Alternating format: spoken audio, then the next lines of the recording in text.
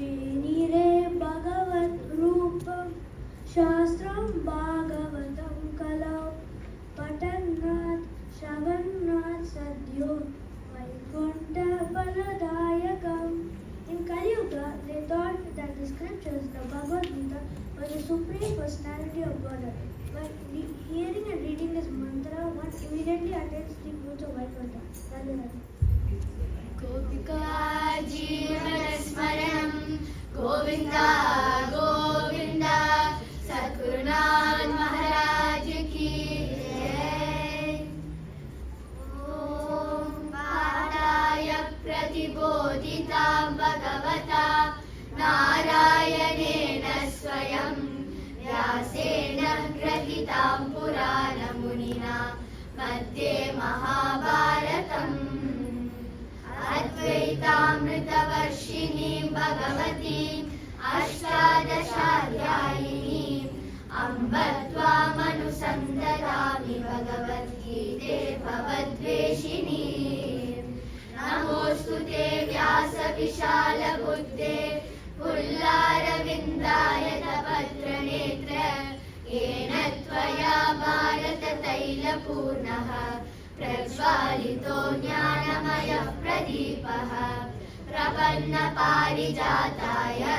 स्तोत्रवेत्रैकपाणये ज्ञानमुद्राय कृष्णाय गीतामृतदुहे नमः। सर्वोपनिषदो गावो दोग्धा गोपालनन्दनः पार्थो वत्स सुधीर्भोक्ता दुग्धं गीतामृतं महत्। वसुदेवसुतं देवं कंसचाणूरमर्दनं देवकी परमानन्दं कृष्णं वन्दे जगद्गुरुं। भीष्मद्रोण तथा जयद्रथजला गान्धारिनीलोत्पला शल्यग्राहवती कृपेण वहिनी कर्णेन वेलाकुला। अश्वत्थामविकर्णघोरमकरा दुर्योधनावर्तिनी सोतीर्णा खलु पाण्डवैरणनदी कैवर्तकः केशवः। पाराशर्यवचः सरोजममलं गीतार्थगन्धोत्कटं नानाख्यानककेशरं हरिकथा सम्बोधनाबोधितम्। लोके सज्जन षट्पदैरहरः वेपीयमानं मुदा भूयात् भारत पंकजं कलिमला प्रध्वंसनं श्रेयसे।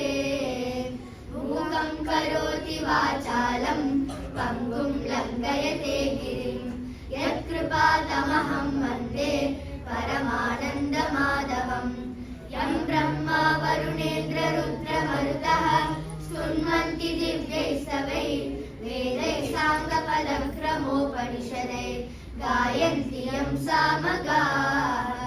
ध्यानावस्थिततद्गतेन मनसा पश्यन्ति यं योगिनो यस्यान्तं न विदुः सुरासुरगणा।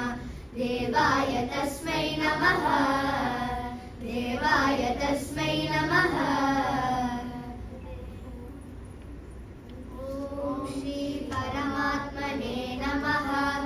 अथ द्वादशोऽध्यायः भक्तियोगः।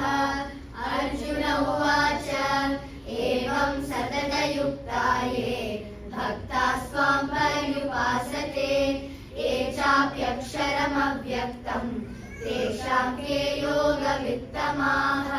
श्रीभगवानुवाच मय्यावेश्य मनो ये मां नित्ययुक्ता उपासते श्रद्धया परयोपेताः ते मे युक्ततमा मताः।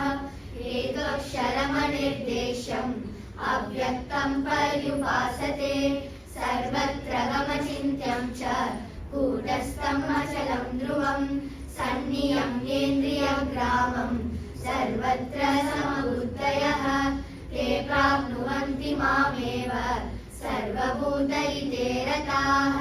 क्लेशो अधिकतरस्तेषाम् अव्यक्तासक्तचेतसाम् अव्यक्ता हि गते दुःखम् देहवद्भिरवाप्यते। ये तु सर्वाणि कर्माणि मयि सन्न्यस्य योगेन मां ध्यायन्त उपासते तेषामहं समुद्धर्ता मृत्युसंसारसागरात् भवामि न चिरात् पार्थ मय्यावेशितचेतसां मय्येव मनः आधत्स्व मयि बुद्धिं निवेशय निवशिष्यसि मय्येव अत ऊर्ध्वं न संशयः अत चित्तं समादातुं न शक्नोषि मयि स्थिरम् अभ्यासयोगेन ततो मामिच्छाप्तुं धनञ्जय अभ्यासेऽप्यसमर्थोऽसि मत्कर्म परमो भव मदर्थमपि कर्माणि कुर्वन् सिद्धिमवाप्स्यसि अथैतदप्यशक्तोऽसि कर्तुं मद्योगमाश्रितः सर्वकर्मफलत्यागः तथा कुर्यादात्मवान् श्रेयो हि ज्ञानाभ्यासात् ज्ञानात्